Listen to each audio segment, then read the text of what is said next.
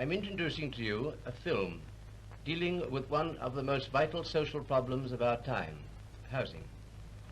Because I'm Director of Housing for the City, I shall refer more particularly to the work in Liverpool, one of the world's greatest trading centres. The city is rightly proud of its two cathedrals, its civic buildings, and those which house its commercial and industrial undertakings. Many must have experienced the thrill which a journey along the great waterfront affords. The world-famed docks and the many and varied industries give employment to thousands of men and women. But in the background, there are the congested and worn-out dwellings in which many of the workers are compelled to live.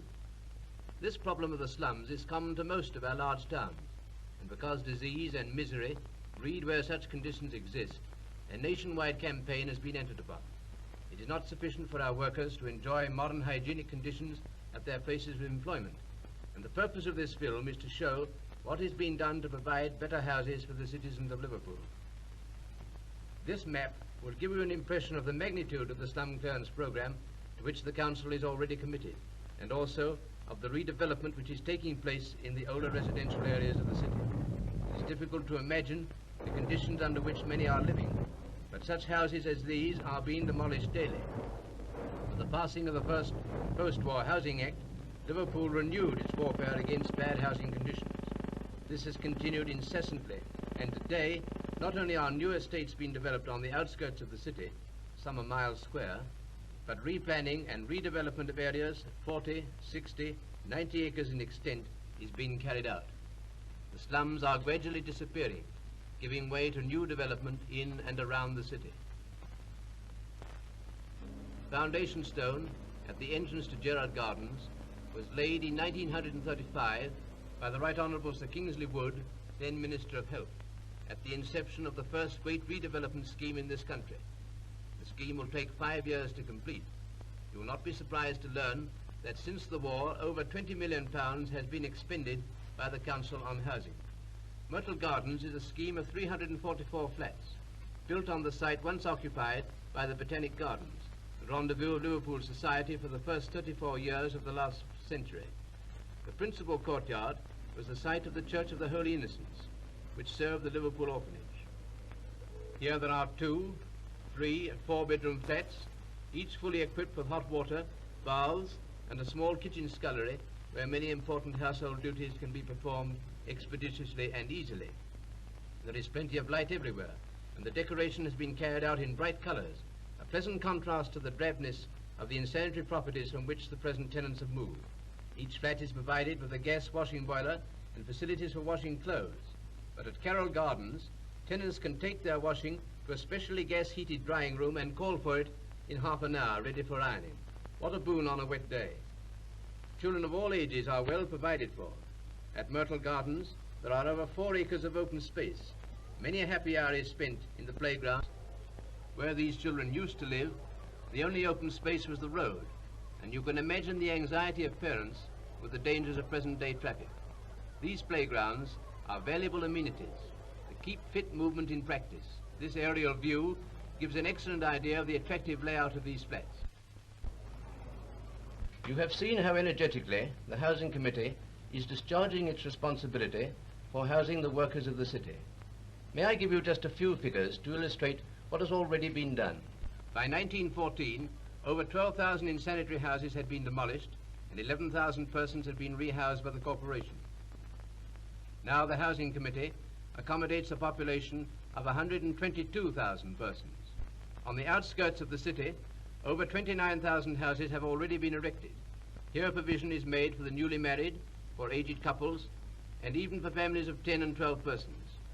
These houses have every modern amenity and will always be a valuable asset to the city. The outer areas have been planned to give adequate open space in addition to the 1/12 of an acre which nearly every tenant has and can cultivate as a garden.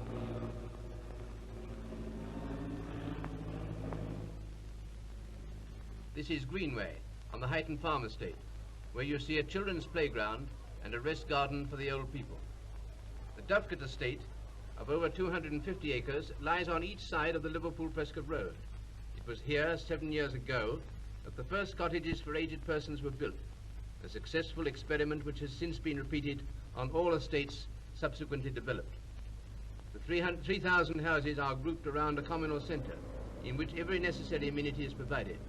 On these estates there are churches, schools, baths, libraries, such as this at Norris Green, which is a self-contained building serving over 7,000 families.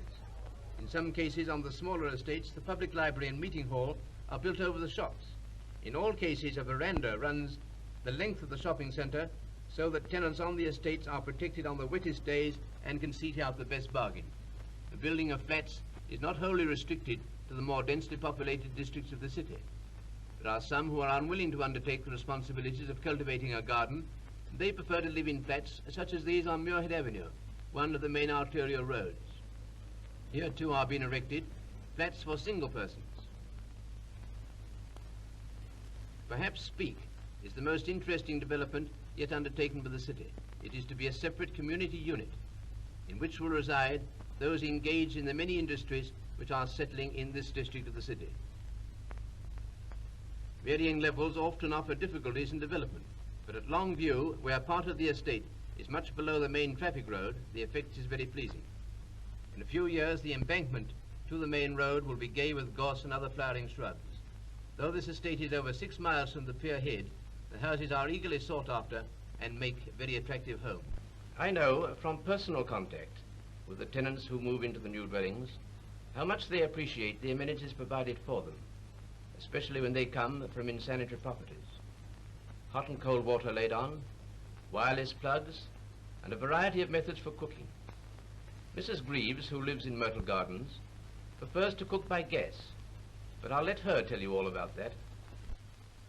As one who has derived considerable benefit through the work of the Housing Committee, I think I should be entitled to speak about the difference it has made in the life of an ordinary housewife like myself. The difference between slum property and this house and its surroundings you can see for yourself. But a big difference is in the amount of time saved by not having to clean out the house, making it fit for human beings to live in. That's what I had to do in the last house, but here we have everything, which makes life easier. Take this kitchen, for instance. Cooking is quick and easy with a modern gas cooker. I can set it at any speed and leave the meal preparing, knowing it will be perfectly cooked whilst I am carrying on with some other work. Washing and ironing used to be a nightmare, but with gas coppers and irons, it's a pleasure. We always had to rely on the fire before to boil the water to heat the irons, but now it's just the turn of a tap. All these appliances are worked by gas. It's clean, and what's more, it's cheap.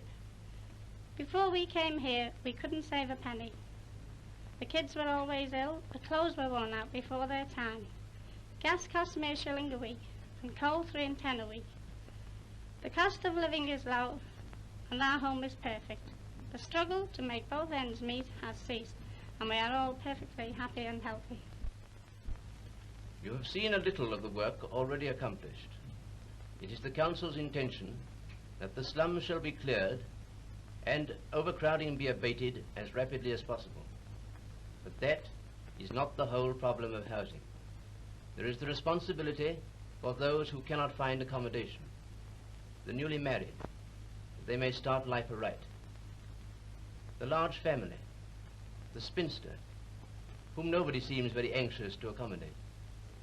And then there are the aged citizens who have fulfilled all their obligations to the state and who are entitled to comfort and happiness in the eventide of life.